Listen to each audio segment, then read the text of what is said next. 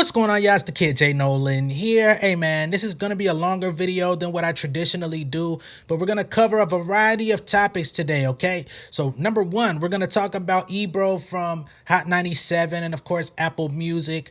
He recently came out and made some statements talking about record labels are no longer emphasizing rappers and hip hop. They're gonna be focusing more on Latin music and African music moving forward. We're gonna get into all of that in just a moment. We're also gonna talk about Meek Mill and his aggression towards the record labels, how he feels about the publishers and just the white executives in music taking advantage of black artists, how he feels that black artists get paid more money to rap about destruction in the community. We're also going to talk about Rico Nasty and her experience in the music industry. She said that she felt like she was going to be a much bigger artist. She said that she had a wake-up call very fast. And, you know, in 5 years, she may have to go back to working at Target. We're going to delve into all of these separate subjects all in this one video. So if you're on the road, if you're out, if you're listening to this while you're working, whatever it is, you know what I'm saying? Just go ahead and turn it up, get your popcorn ready, and let's get into it, all right? Now, like I stated, the first topic that we're going to talk about is Ebro Darden, okay? The exact tweet that he put out says, I got a call saying, it should be noted, many major record labels have deprioritized signing rappers. The focus is now African music and Latin music. Rappers better stop being boring and talking about the same ish over and over, chasing TikTok success and comment sections, okay? So that's what Ebro had to say. There's some people out there that believe he's bluffing. There's some people out there that's claiming BS. But I'm going to go ahead and give y'all some facts and some information about the music industry that's going on behind the scenes. Some things that are not behind the scenes, some things that are in our faces, but we're just not paying attention to it because we're not in these cultures. But the labels are definitely emphasizing international artists at this current point. Let's go ahead and get into the facts. The first example that we have, of course, is Bad Bunny, okay? Now, Bad Bunny is pretty much like the biggest artist in the world right now. He's even bigger than Drake. Earlier this year when he did his tour, he went to Mexico. He had pretty much the whole country fighting to get tickets to his concert, and it was hundreds of thousands of people in the crowd, and it was still filled to capacity, and they were trying to figure out how they could get more into the goddamn stadium area. Beyonce and Drake can do 30,000, 50,000 people at their shows, but they not doing what Bad Bunny's doing right now. Another artist in the Latin community that we have to note is Peso Pluma. He's actually a Mexican artist that's blending traditional Mexican music with trap influences and helping to usher in a new genre of its own called narco corridos, right?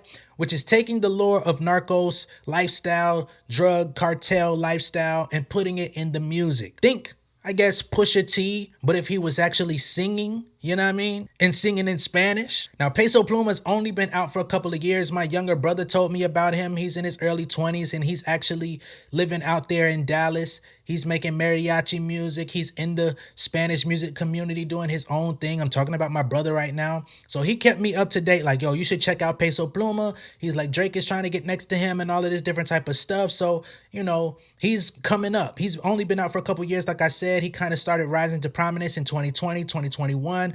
But now he's got multiple platinum records, hit records in the Billboard Top 100, all of this type of stuff. And he does not have the traditional, let me go grab a rapper, let me go collaborate with the American artist story. He's doing his own thing and carving out his own lane. And he's getting love in America consequently because of it. We also have Central C. Of course, he's from the UK. He's one of the UK drill guys, right?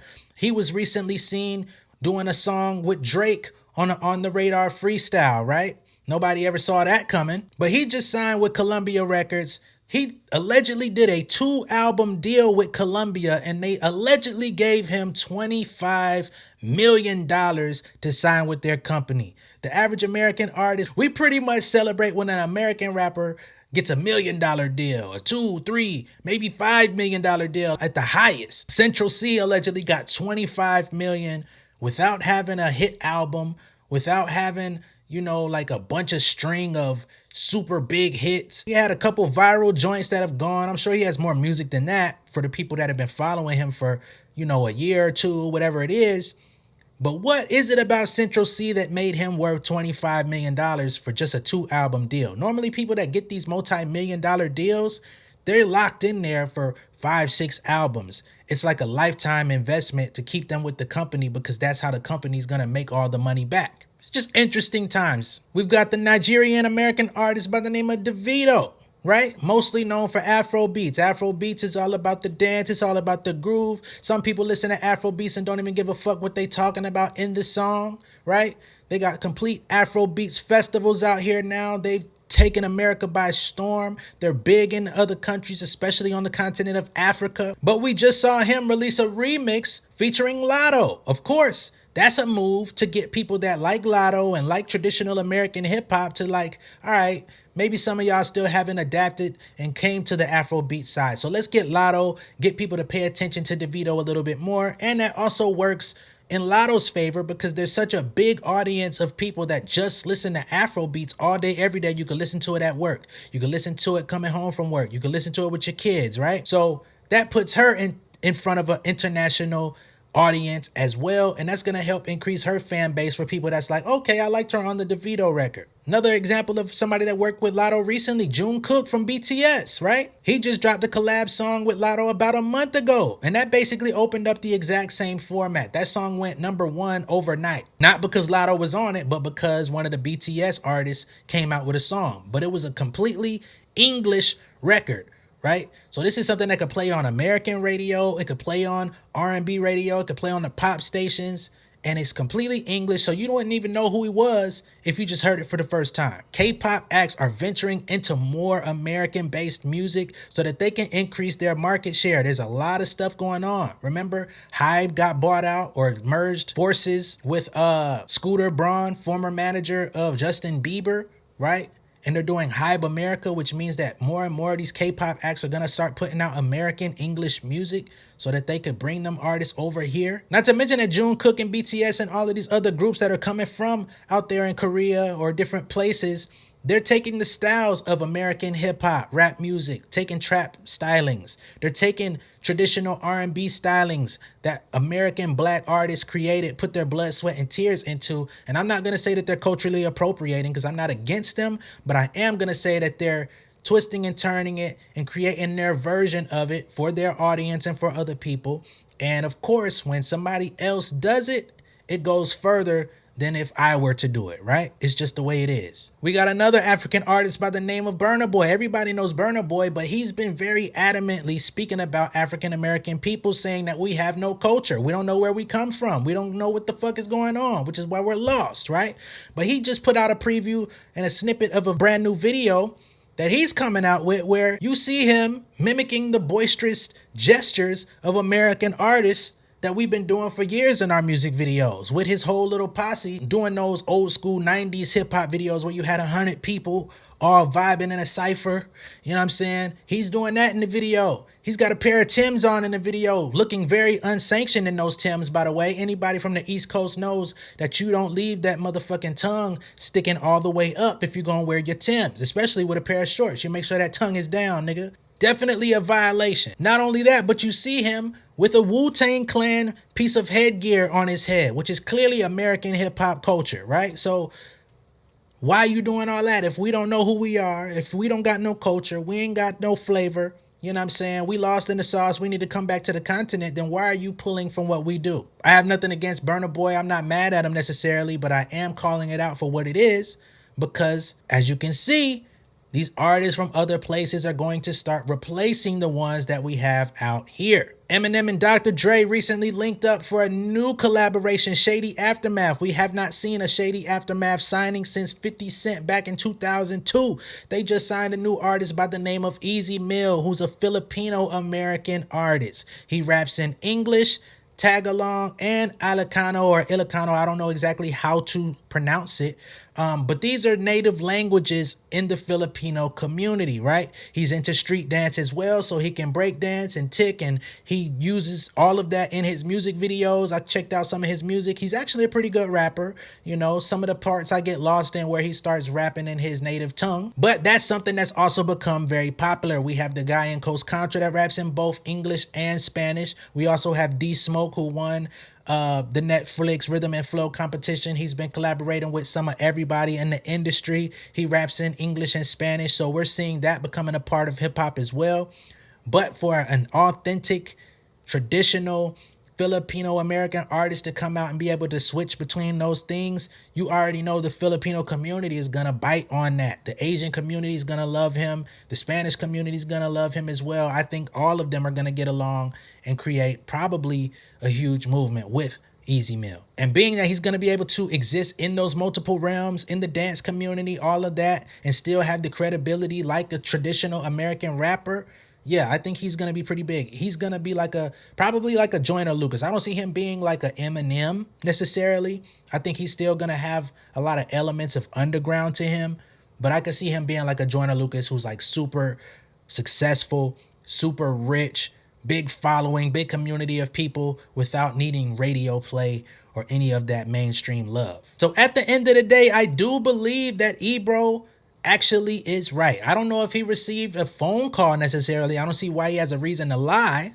but I do understand that the labels are focusing less on traditional hip hop and rap artists because the international artists are here to stay and they're coming into the American market and taking up more of the share. Another reason why international artists are growing is because there's so many people in the US that came from other locations, came from other countries and continents, and their parents and their grandparents and all of their families are from these different places. Yes, they may have adapted to listening to hip hop. You know, it's probably been around them from a young age whenever they were allowed to listen to music on their own. But think about all of the Nigerian Americans, the Latin Americans, and people that have been kind of forced to listen to American music. Now they have their artists from their hometowns, home states, home provinces that are coming out and showcasing their swag and being cool and young and fly. Yeah, they're going to adapt back to that because it's like, dang, I've been waiting to have the opportunity to identify with somebody in mainstream culture that is like me, not just looks like me, but talks like me, walks like me, talks like my parents, reminds me of growing up. And now we get to have fun and play this in the clubs, right? That means a lot to a lot of people. These artists are making hits. They're rising up the charts. And a lot of the music is not inherently violent, right? A lot of it is emphasizing dance. A lot of it is emphasizing love or talking about love and heartbreak or the motions of going through relationships and stuff like that. Encouraging women, making them feel good about themselves, allowing them to dance and be sexy, right? That's what's missing in American music, especially hip hop. Right now, a lot of the music in hip hop is violent, destructive, talks about killing people, talks about sliding on everybody's block, creates an unsafe environment for kids growing up in these areas because they're listening to the music, trying to emulate what their favorite people are saying. The programming is just off. And yes, we've always had those things, but we also always had balance. For every Ice Cube, there was a Common. For every Spice One, there was a Das Effects. We had A Tribe Called Quest. We had De La Soul. We had Queen Latifah. We had so many different variations of hip hop growing up that, yeah, gangster rap was a thing with Dr. Dre, Snoop, and the entire West Coast and even in the Midwest. But there were so many other styles of rap that were able to flourish at the same time. They may not have sold as many records, but hey, you could go gold, you could go platinum eventually. Not so much today. And although the content is what people are eating up, like Meek Mill is talking about, which we're going to get into in a moment, the labels are really trying to figure out, okay, if we can really profit off of these other styles of music, these other artists from other countries, we can clear house with all these sorry ass rappers because they're interested in making money, right? Which also leads to the next thing. International artists are becoming even more easy to market for TV commercials, endorsements, brand collaborations. When they do a McDonald's commercial, they can actually play their song in the commercial with limited edits, right? You can't play a Meek Mill song in a McDonald's commercial. You can play the instrumental, but you can't play his lyrics. And although somebody like a Central C does make a style of drill, and he talks about some of the things that American rappers talk about, he's white, which is also always in style. So they'll make the necessary changes and moves for him. Now let's get into what Meek Mill actually has to say about the record labels as a whole. Okay, he's been going in for a little minute. You know, he left Roc Nation.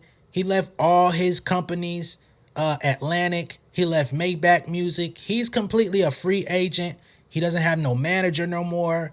He's doing whatever he wants right now, right? I'm not going to say that that's the best move because I feel like he's been trying to release music and figure out the best way to release music independently. He tried to release a mixtape on YouTube that I don't think got the type of results he was looking for. He definitely is going to need some guidance, you know, just figuring out how to run his entire business as an entrepreneur in music. Once he figures that out, I think he'll be good. He does have name recognition. He is a household name. He does have hit records. He still has a gang of talent. But let's get into what he's talking about. He says, business people trying to treat me mentally slow is my biggest challenge. Sometimes I just want to show them how I make people really pay for trying me because they play a lot of mental games. But the games we play are too extreme for them. What do I do? Because one day something gonna happen. I'm gonna put my life at risk to make a big statement so this don't continue in rap music. They stealing all the money and they got the lawyers on their side. I'm gonna keep going because that's not all he had to say. He put on his Instagram story, real killers and robbers know they would die if they touch me, but I'm letting business people take what's mine. I don't know, man. I don't really know how to handle this one. I'm off the net. That's another thing that he said. And then finally, we have Meek here. He says it's almost to a point where we going to aim artists and their entourage towards the ones taking out money and leading us to bad business decisions. F these labels. They operating without consequences in the biggest scheme to date. Lawyers working with corporations.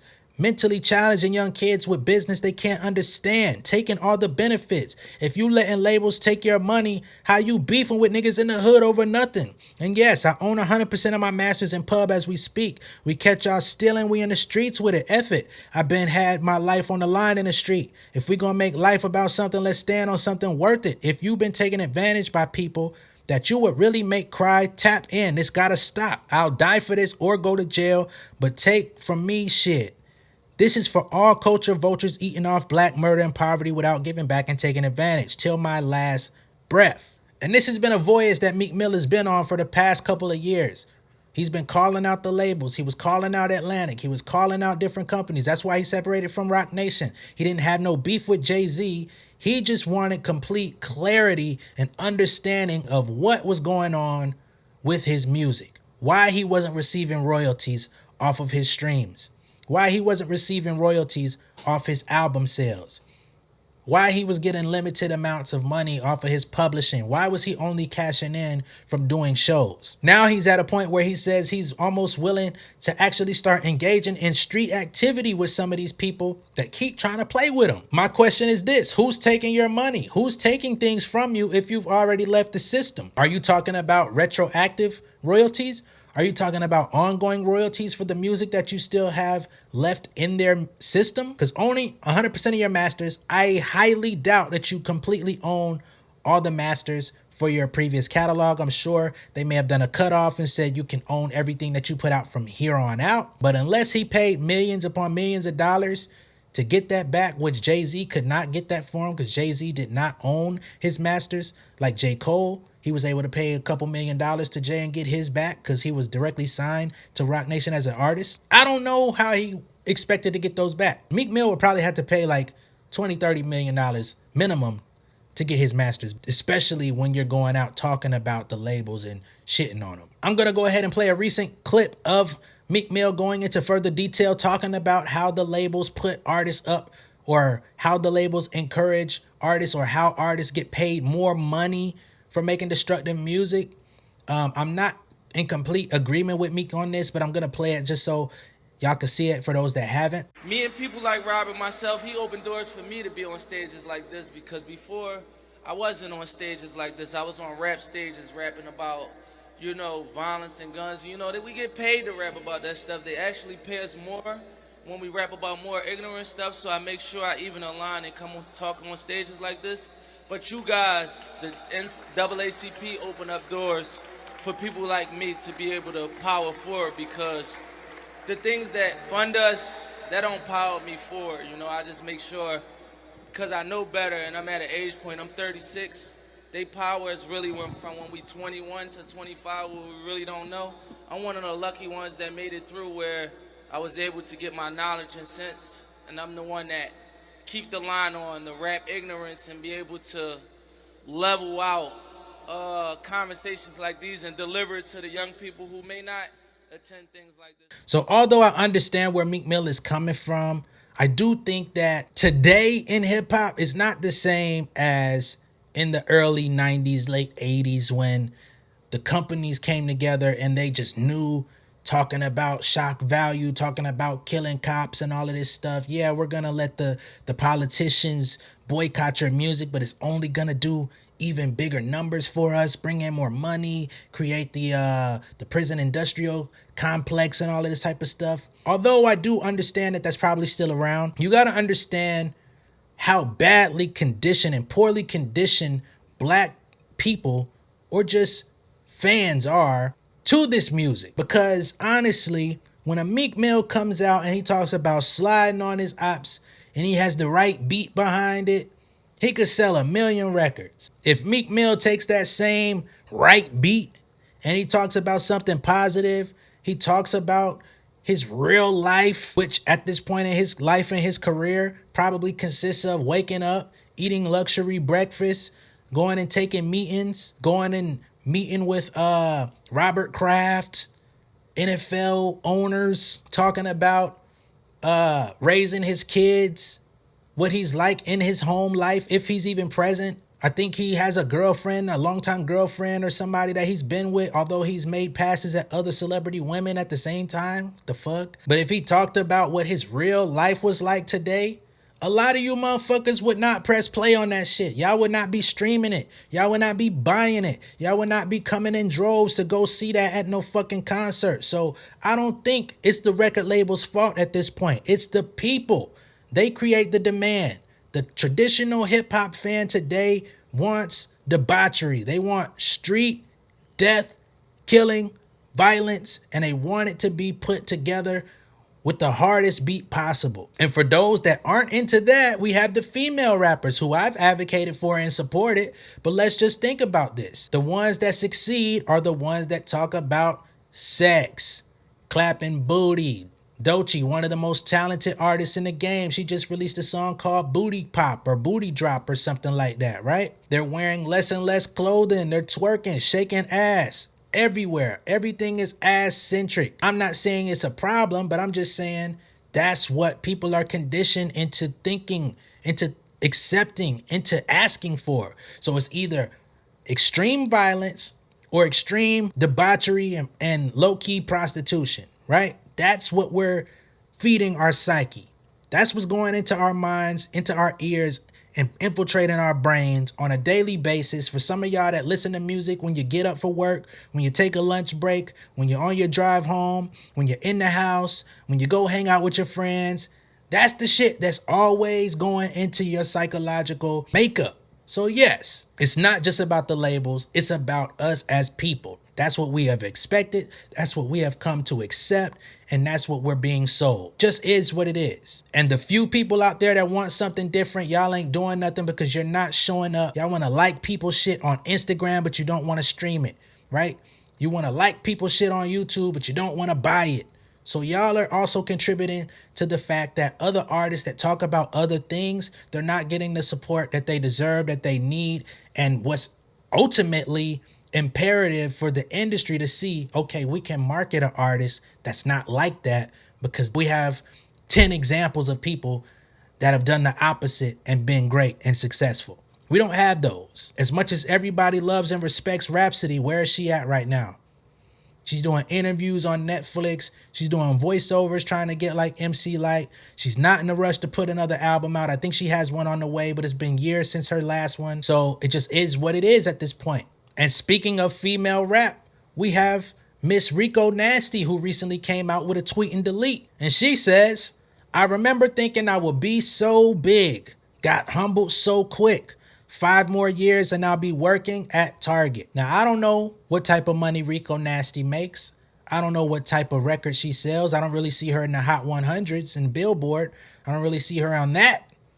But I know she's got millions of monthly listeners. She's probably generating, a few $1,000s per month, anywhere between $5,000 to $10,000 per month. She tours. I think she's signed to a label, so the label's probably taking the majority of those streaming numbers. I don't know how her publishing is doing. I haven't really heard her in too many films or TV commercials or anything like that. She makes a very edgy style of music. But nonetheless, she says in 5 years, she may be working at Target. But she's so much further ahead than a lot of the independent artists coming after her. People that have never had a hit record, people that have never toured, people that have never had 1 million streams, right? She's known in the industry. Pretty much everybody knows who she is, even if they're not working with her. There's a lot of people that respect her, look up to her, take pieces from her style, but she's not reaping all of those benefits. And that just goes to show you that working in this industry, in this music business, is very hard. If you're not dedicated to the business side of it, you're gonna lose. If you don't have somebody on your team that's laser focused on the business side, you're not going to reap all of the potential benefits that are on the table for you, because somebody's going to get it. Every time your song plays, somebody's getting paid. And if it's not you, it's probably the people that you trusted. I'm going to go ahead and just say I wish Rico Nasty all the best in her endeavors. I'm hoping that she could put out a project or an album that could propel her to the next level, you know, increase her monthly income or increase her yearly revenue, that could stop her from having to be working at Target in the next couple years. I also think that whatever money that she has coming in, I would encourage her to save more of it, you know, not even invest. A lot of people don't tell you, but a lot of their investments fail, right? Unless you have real people on your side that can help you kind of make almost foolproof decisions, which there's no such thing when it comes to gambling your money, I would rather you keep it. Put it in a savings account, let it accumulate interest, get you a Roth IRA or something, invest in a nice life insurance plan or something. Have something going for you, especially for all of the money that you're getting. If you're able to get 15, 20,000 a show, even if you only take home 8, or if you take home 6, whatever it is, instead of buying high fashion items, instead of buying chains, instead of spending exorbitant amounts of money on high priced rental homes, like, make sound financial decisions. Think about your future. Think about your life in 20, 30, 40 years and what it's going to take for you to be able to live comfortably at that point. I think Rico Nasty has probably touched enough money in her career thus far to where she could have been making smart decisions. But because she hasn't, I'm not going to say that she hasn't, but because she probably hasn't, this is why that tweet came out, because she's looking at it like, damn, where am I really going to go after 5 years? And people don't really give a fuck who Rico Nasty is. I fade away into obscurity in the industry. If I can't, you know, create a new plateau for myself, if I can't create the next phase of Rico Nasty, what is life gonna look like? And I would really hope that she doesn't have to be working at Target. At this point, I've said everything that needs to be said. Y'all let me know what y'all think down below in the comments. Be sure to like and share this video. Share this video. We just hit 1 million views on YouTube today on the channel. I am excited about that. I'm very happy about that. I'm sure there's a lot of people out there that have surpassed that 1 million view mark. There's a lot of people out there that get 1 million views on a video, and all of that is cool, but this is my landmark and I'm going to be happy about that shit. We're also at 5,000 subscribers. The next milestone is getting to 10. I'm going to need y'all support. I'm going to need y'all to share these videos, share my content, share my actual profile. You know what I'm saying? There's a lot of y'all that be talking in the comments. There's a lot of y'all that be, you know what I'm saying, be supporting what I'm saying. So I just need y'all to go that extra mile to help generate more leads on this content so that we can continue to grow, so that I can continue to be on here more often. And then I can also make smart financial decisions with my motherfucking money, okay? Much love and respect one more time. I will see y'all on the next one. Y'all be safe out there. Peace.